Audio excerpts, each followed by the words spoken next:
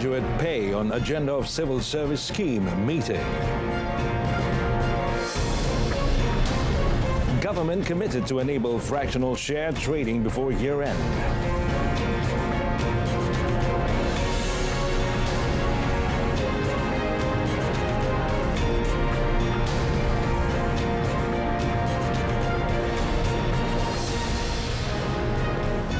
Good evening and Salam Malaysia Madani. Thanks for joining us. I'm Muhammad Amin and you're watching Malaysia Tonight. Young Di-Pertuan Agong Al-Sultan Abdullah Ri'ayatuddin Al-Mustafa Billah Shah has reminded that the struggle to raise the dignity of a certain race should not lead to polarization in the country to the point of undermining the spirit of unity. Well, His Majesty said polyracism will exist when the races are increasingly estranged from each other, either due to emotions, attitudes, goals or ambitions that cause less communication between the various races. Al-Sultan Abdullah said polarization has broad socio-cultural implications and if not curbed, it will bring elements of radicalism and extremism that can create disharmony in the society. His Majesty added that the existing division, differences and prejudices need to be addressed immediately in an effort to create a society that lives in a complete harmony.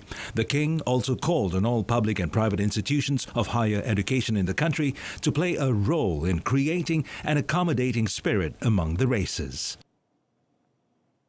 Kita boleh terus memertabatkan nasib dan masa hadapan kaum masing-masing menerusi pendidikan, tetapi pada masa yang sama tidak mengenepikan usaha ke arah pembentukan satu identiti nasional. Al-Sultan Abdullah said the spirit of unity in diversity is the best feature of Malaysia's democracy, and without it, any efforts towards becoming a developed nation will not be achieved. Prime Minister Datuk Seri Anwar Ibrahim will be chairing a committee meeting to review the salary scheme for civil servants next week. Well, as the Chief Secretary to the government, Tan Sri Muhammad Zuki Ali, had decided that a committee would discuss salary adjustments and the matter of graduate pay will be part of discussions at the meeting.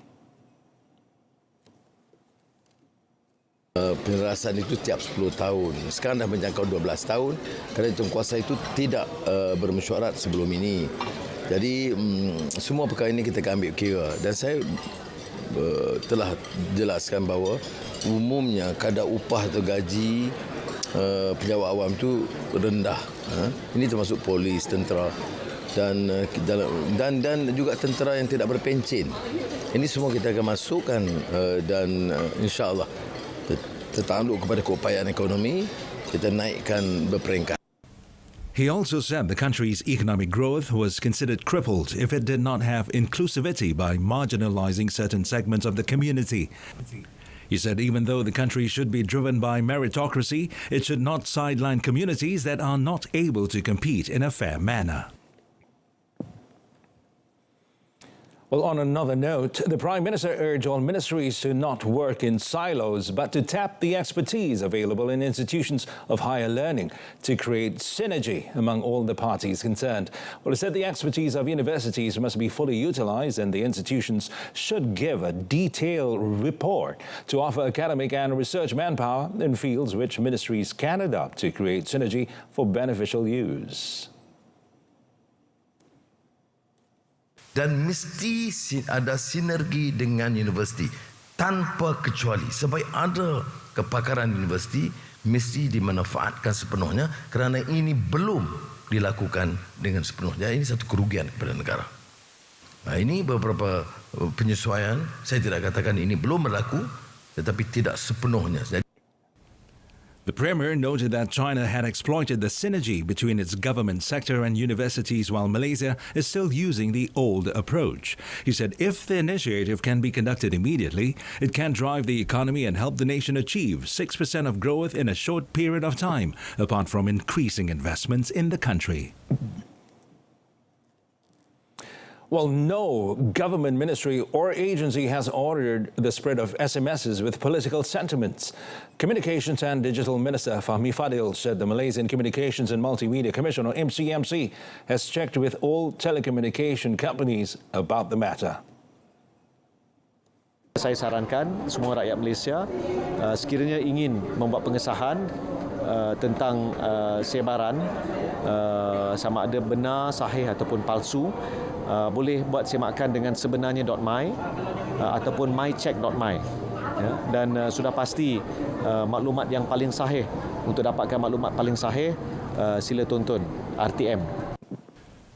A social media user had sought an explanation from Fahmi earlier regarding the spread of the SMS that used the name Berita Malaysia. The Malaysian Youth Council, MBM, has also issued a denial and confirmed that the SMS was not from the MBM or any youth association affiliated to the council.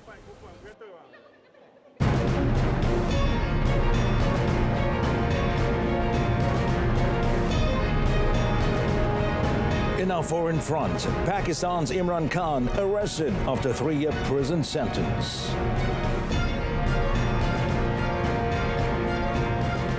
Memulakan langkah pertama memerlukan 1000 kekuatan. Langkah seterusnya memerlukan nekat dan juga keyakinan. Namun anda semua perlu menyokong dan juga membantu mereka kerana kepilihan itu pasti.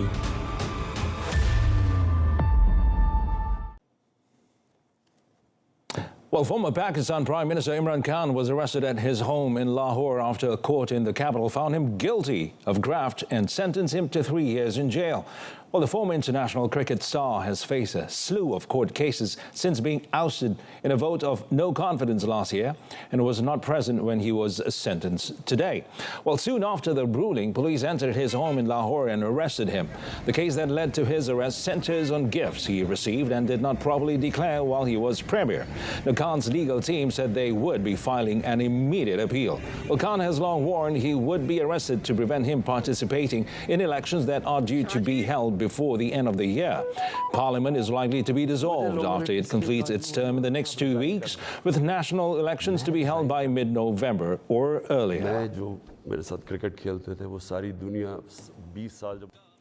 Well, a New York gathering called by a popular online influencer drew an unexpected large crowd and degenerated into violence that left people injured, prompting a massive police turnout.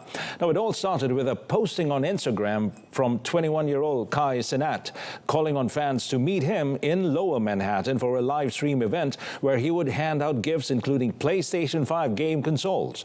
Thousands of young people, at least 2,000 of them according to U.S. media, gathered very quickly on Union Square and surrounding streets in the hopes of seeing Sinat, who has millions of followers on social media. Television footage and news photographs showed rioters surrounding a blocking vehicle with young men kicking and smashing some of the cars. In the end, it took 1,000 police officers to disperse the impromptu gathering. Several people were arrested, with Sinat was taken in for questioning but had not been formally detained.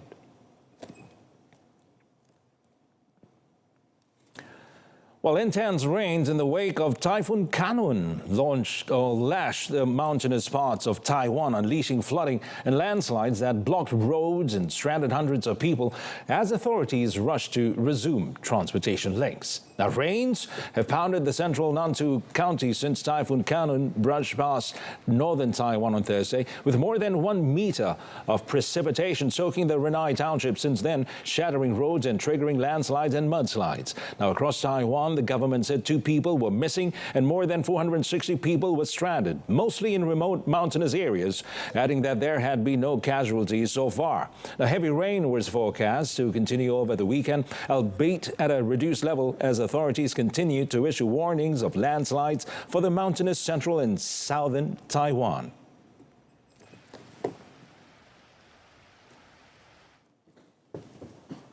A forest fire on Spain's Mediterranean coast near the French border was spreading rapidly, fed by strong winds and surrounding a popular tourist site.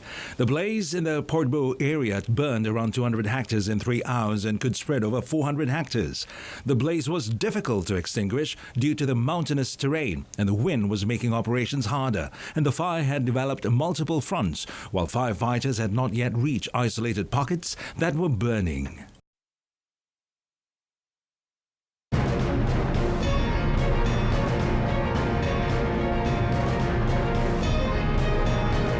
Shireen breaks 25-year-old 200 meters record. Next in sports.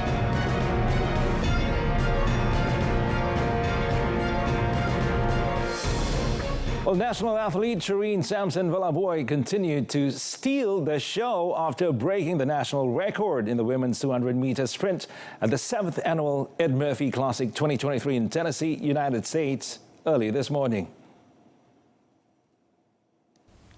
According to the meet's website, Shireen finished in 4th place with a time of 23.33 seconds in the final that took place at Rhodes College in Memphis. The time posted by the Perak-born athlete erased the 25-year-old record of 23.37 seconds set by national sports legend G. Shanti at the 1998 Asian Championships in Japan.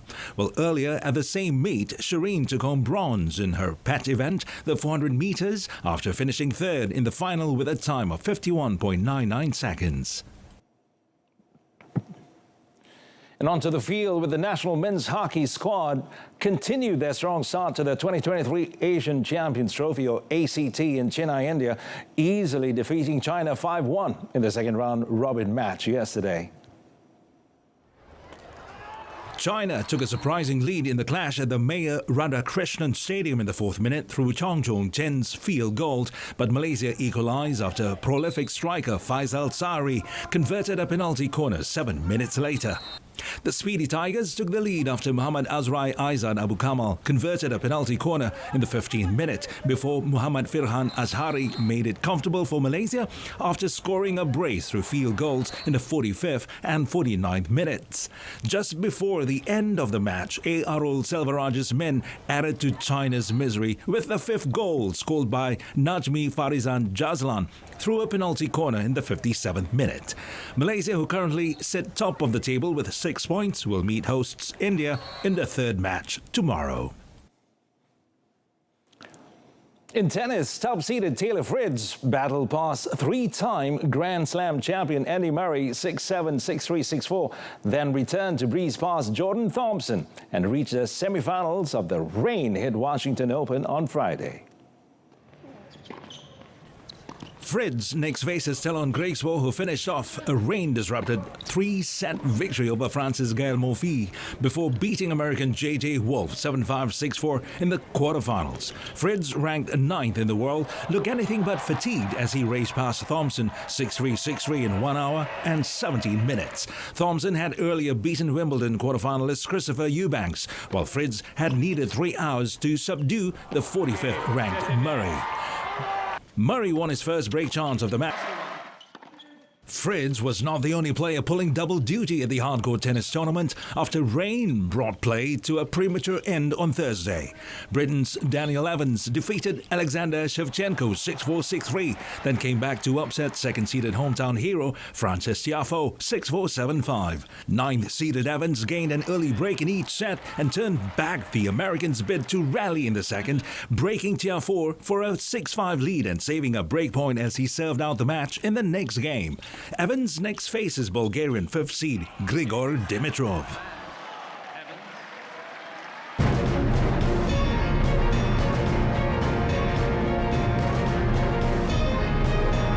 Well, still to come in our business segment, Selangor remains top contributor to country's GDP. Well, the government is committed to reducing the current board lot size for trading to enable investors to tap into fractional trading on Bursa Malaysia before year-end. Now, when met after officiating the Bursa Marketplace Fair 2023 in Johor Bahru today, Deputy Finance Minister Datuk Seri Ahmad Mazlan said the initiative will make retail investors access to blue-chip stocks easier and more efficient, thus improving market prospects. Tak perlu beli satu lot yang ada 100 unit. Mereka boleh beli 1-2 unit, 3-4 unit, 5-6 unit.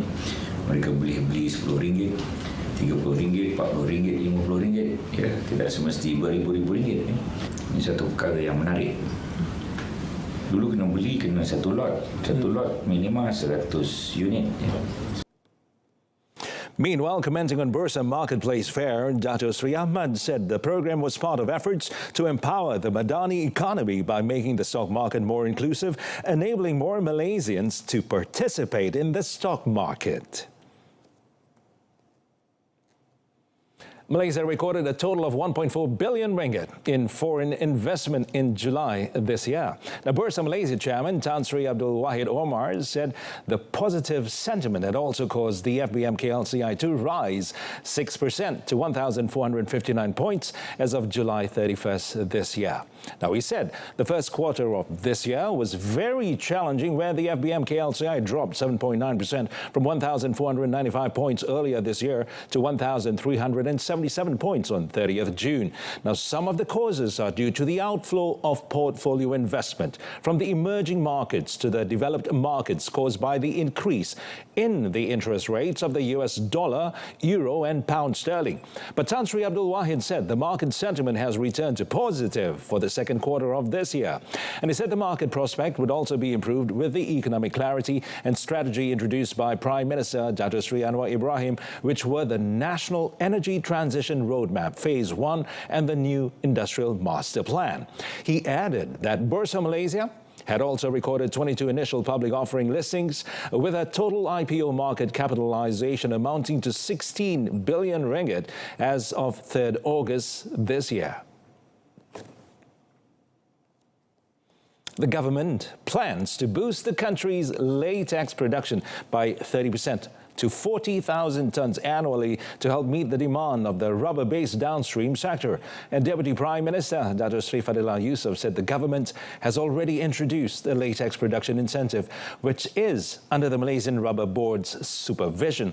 Now, explaining further, Dato' Sri Fadillah said the incentive is aimed at giving rubber smallholders the opportunity to increase their income by motivating them to shift towards the production of latex rather than cup lump. Now, he said this measure will also help the nation reduce its dependency on latex imports valued at some 3 billion ringgit annually. He also revealed that the ministry is in the process of discussing with the federal government to implement another review to increase the floor price of rubber in the 2024 budget. The review is aimed to not only increase the household income of smallholders, but also to lure back rubber tappers to return to the industry. Dato' Sri Fadillah said the floor price of rubber currently stood at 2 ringgit and 70 cent a kilogram, which is an increase from 2 ringgit and 50 cent per kilogram through an allocation of 350 million ringgit set aside under the 2023 budget.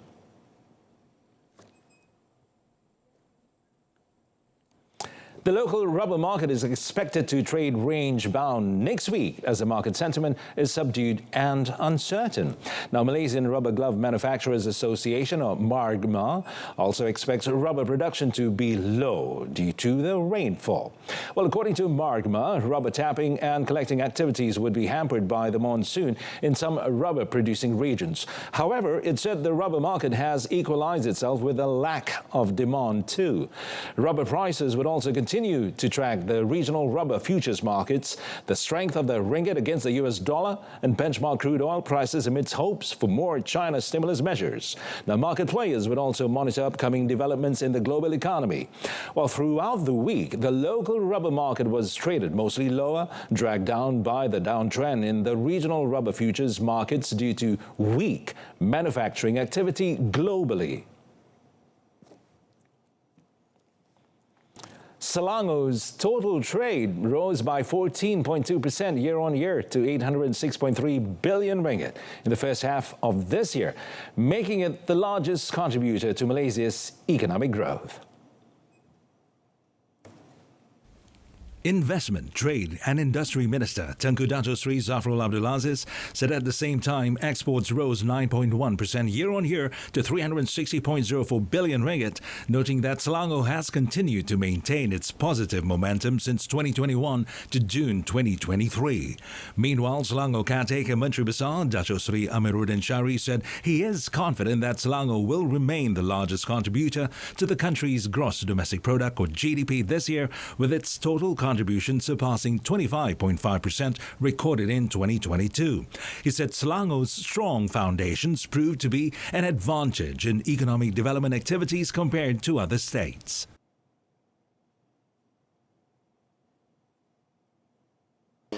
Jadi saya percaya Selangor akan kekal sebagai penyumbang ekonomi nombor 1 paling kurang 3-4 tahun akan datang.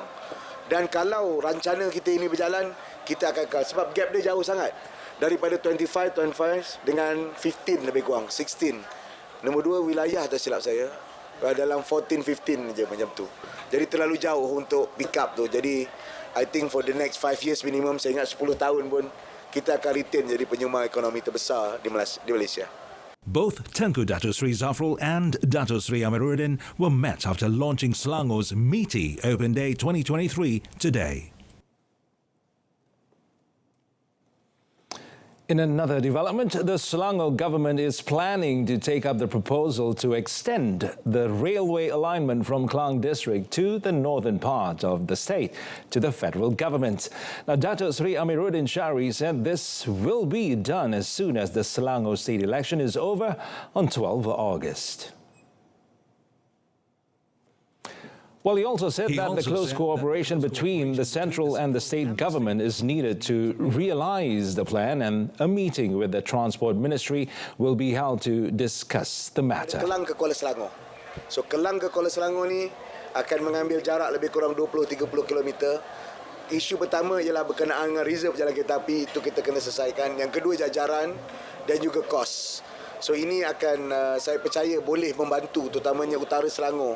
Dan infrastruktur projek ini saya percaya selain daripada highway dan juga kereta api ni, dia akan memberi peluang untuk meningkatkan nilai hartanah dari sana dan juga peluang-peluang ekonomi yang ada.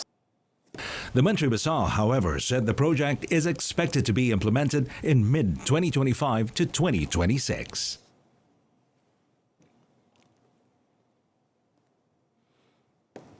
The Malaysian Palm Oil Board, MPOB, has signed a Memorandum of Understanding, or MOU, with an Indian trade body to promote the exchange of vegetable oil sector expertise between the two countries. Well, the MOU with the Indian Vegetable Oil Producers Association, or IVPA, seeks to encourage collaboration between Malaysian and Indian companies in commercial and technical areas. Well, the MOU was signed yesterday on the sidelines of an industry conference in New Delhi. MPOB Director General Dato Dr. Ahmad Parvez Ghulam Kadir said it covers areas such as sustainable vegetable oil production and trade, technology transfer and capacity building in palm oil-based industries, and promotion of best practices and quality standards.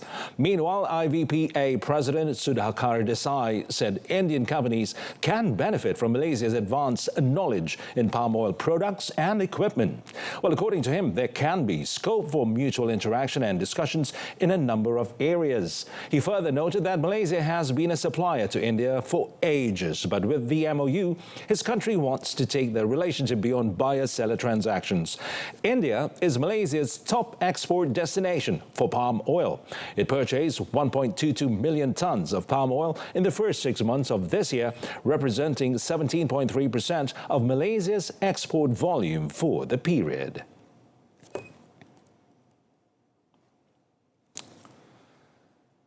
Malaysia and Indonesia have agreed to set up an ad hoc joint task force to establish dialogue and relevant work streams to build mutual understanding on the implementation of the European Union Deforestation Regulation, or EUDR, and its core aspects. Now, this follows their recent joint mission to Brussels in May, with the first meeting held yesterday in Jakarta, Indonesia. Well, the joint task force will act as a consultative mechanism to support coordination and promote mutual understanding between Indonesia, Malaysia and the European Union. It aims to address concerns raised by Indonesia and Malaysia pertaining to the EUDR implementation and to identify practical solutions and approaches. Well, Plantation and Commodities Ministry Secretary General Dato Madzaidi Muhammad Karli stressed that cooperation is the way forward and solutions can be inspired by best practices across sectors. The task force will work on issues like smallholders in the supply chain, national certification schemes, producer-to-end consumer traceability, scientific data on deforestation and forest degradation, as well as data protection. It will conclude its work by end 2024 with a possible extension, and the next meeting is tentatively scheduled at end November this year, with the host country to be announced later.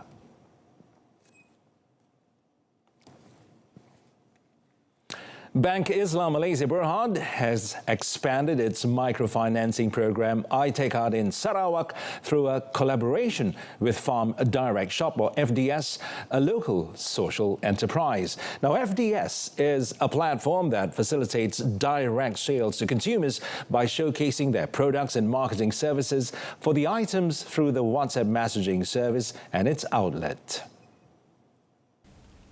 This iTekad initiative is targeting to provide financial support for 50 micro-entrepreneurs and small-scale farmers.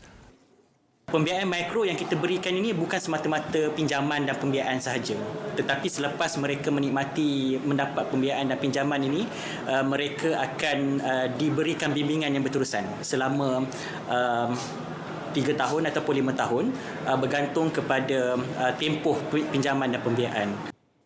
iTekad is a social finance initiative to support sustainable income generation and financial resilience of the Asnaf Group and the B40-owned micro-enterprises. It offers seed capital with an affordable microfinancing arrangement for eligible applicants to start and grow their business to generate sustainable income.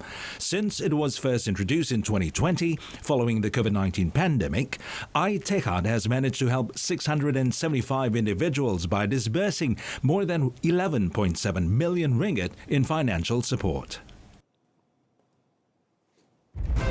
Bagaimana mengundi? Buat semakan tempat mengundi dan pergi ke saluran yang ditetapkan. Masuk ke tempat mengundi apabila dibenarkan oleh polis yang mengawal.